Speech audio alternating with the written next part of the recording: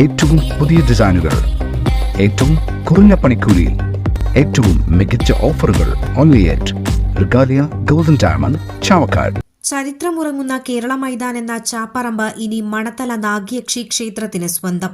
ക്ഷേത്രം കമ്മിറ്റി മുൻ പ്രസിഡന്റായിരുന്ന കോച്ചൻ വീട്ടിൽ പരേതനായ KT ഭാസ്കരന്റെ വർഷങ്ങളായുള്ള ആഗ്രഹം ഇന്ന് മക്കളുടെയും പേരമക്കളുടെയും സാന്നിധ്യത്തിൽ സഫലീകരിച്ചു.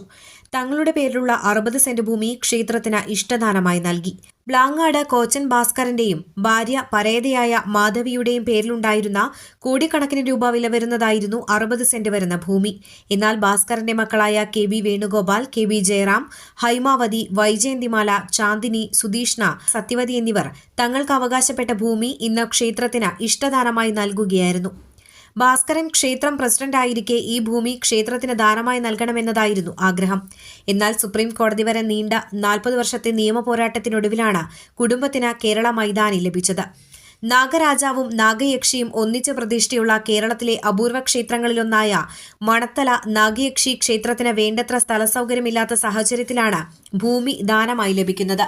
ഇന്ന് നടന്ന ചടങ്ങിൽ ഭാസ്കരന്റെ മകൻ KB വേണുഗോപാൽ ഭൂമിയുടെ ആധാരം ക്ഷേത്രത്തിന് സമർപ്പിച്ചു. കുടുംബത്തിലെ പേരമക്കളായ രമ്യ, ലക്ഷ്മി, സുനിൽകുമാർ, നിഷാൻ കൃഷ്ണ എന്നിവരും ഒപ്പമുണ്ടായിരുന്നു.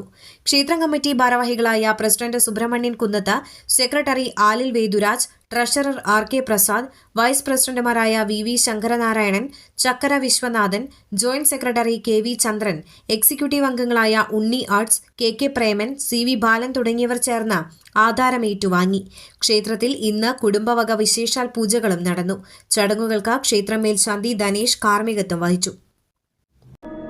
അന്താരാഷ്ട്ര നിലവാരമാർന്ന 100% സംശുദ്ധമായ silver jewellery collections, hand crafted classic silver ornaments, platinum പോലെ silver, Alukkaran silver jewellery, Chettuva road, Chavakkad, Chettuva road, Vadanappally.